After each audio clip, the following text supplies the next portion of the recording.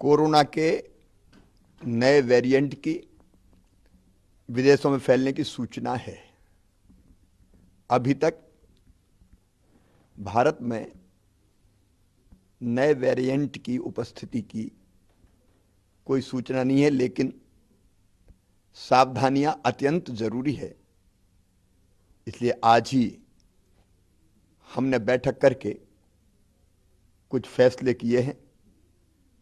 एक हमने निर्देश दिए हैं कि दूसरे देशों से मध्य प्रदेश में आने वाले यात्रियों के संबंध में भारत सरकार के सर्विलांस के नियमों का कड़ाई से पालन किया जाए।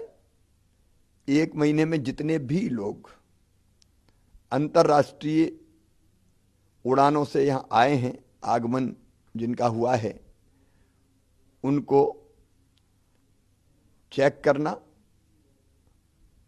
और अगर कोई पाया जाता है संदिग्ध तो उसको आइसोलेशन में रखना, उसकी आवश्यकता है, उसके निर्देश दिए हैं।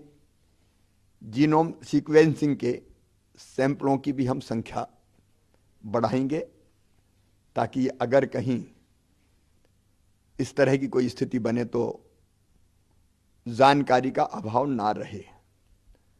आज हमने निर्देश दिए, जितनी आवश्यक दवाई हैं उनकी उपलब्धता सुनिश्चित कर ली जाए, चाहे वो रेमडेसिविर इंजेक्शंस हो, चाहे दूसरी दवाइयां हों अलग अलग तरह की, उसकी सबकी उपलब्धता सुनिश्चित करेंगे।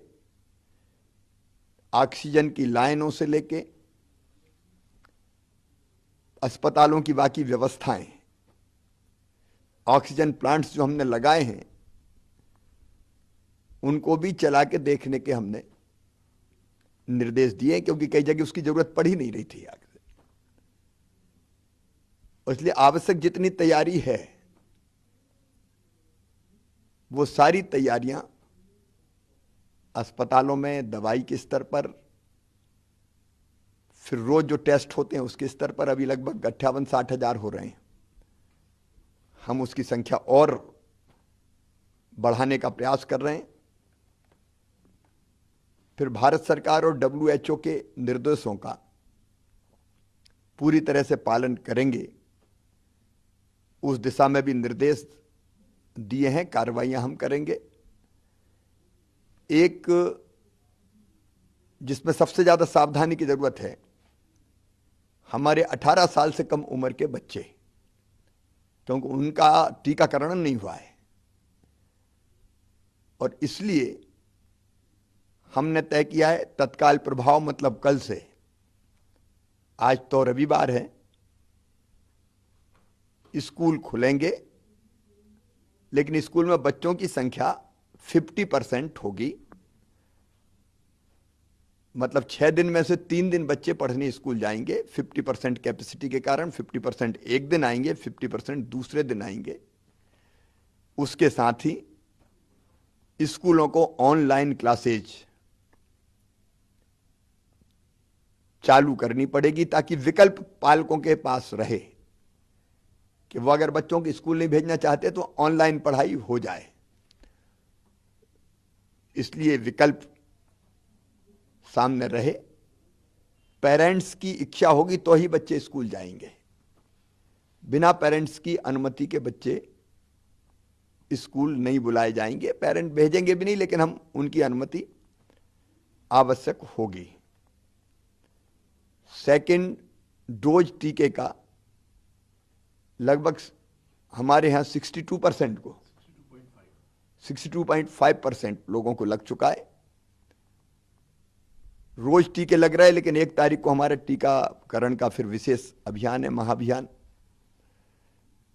सभी से मैं अपील करता हूं कि पूरी ताकत से जुट के जो शेष बचे हैं सेकेंड डोज के लिए या फर्स्ट के लिए भी कोई शेष बच गया है तो उसका टीकाकरण पूरा हो जाए। 29 तारीख को पहले से ही मेरा तय था कलेक्टर एसपी के साथ वीडियो कॉन्फ्रेंसिंग का, तो उसमें हम कोविड की पूरी समीक्षा करके सभी आवश्यक निर्देश कल कलेक्टर्स को, एसपी को, संबंधित और अधिकारियों को, कमिश्नर, आईजी सबको दिए जाएंगे। प्रदेश पूरी तरह से अलर्ट पर रहेगा। 1 तारीख को सवेरे मैं 10 बजे क्राइसिस मैनेजमेंट कमेटियों से चर्चा करूंगा। क्राइसिस मैनेजमेंट कमेटी हमारे जिलों की, मंडलों की, ब्लॉक्स की और पंचायतों की, और सबको हम तैयार रखेंगे कि अगर तीसरी लहर आती है तो उससे लड़ने के लिए हम कमर कस के तैयार रहें, क्योंकि बिना समाज के सहयोग के ये लड़ाई जीतना कठिन होता। पहले भी समाज के सहयोग से हम लोग जीते हैं। मास्क लगाना और दूरी बनाना, अभी हम कार्यक्रमों पर प्रतिबंध नहीं लगा रहे, हम लोग नजर रखे हुए हैं स्थिति पर, वो देखेंगे। लेकिन ये अपील और आग्रह सभी प्रदेशवासियों से है कि कार्यक्रम में जाएं लेकिन मास्क लगाए रहें, यथासंभव दूरी बनाए रखें, हाथ पहले की तरह साफ करते रहें, और जरा भी लक्षण अगर दिखते हैं तो तुरंत टेस्ट, वैसे भी टेस्ट में सहयोग करें लेकिन तुरंत टेस्ट करवाएं। अभी स्थिति चिंताजनक नहीं है। प्रमुख रूप से 2 शहरों में ही पॉजिटिव केस आ रहे हैं, इंदौर और भोपाल में, और उनकी संख्या भी ऐसी नहीं है जो आज हमारे मन में डर पैदा करे, लेकिन सावधानी जरूरी है, क्योंकि इंदौर से फिर बाकी जगह मालवा और निमाड़ में और भोपाल से आसपास अगर संक्रमण फैला तो वो फैलता है। और इसलिए कॉन्ट्रैक्ट ट्रेसिंग, जो पॉजिटिव पाए गए उनका पूरा ध्यान कि वो आइसोलेशन में रहे, कॉन्ट्रैक्ट ट्रेसिंग, अस्पताल में जाने की जरूरत है तो अस्पताल ले जाने की व्यवस्था, ये हम सब करेंगे, क्योंकि अफ्रीका में और दुनिया के कई देशों में ये जो नया वेरिएंट है वो और ज्यादा तेजी से फैलता है, ऐसे समाचार आ रहे हैं।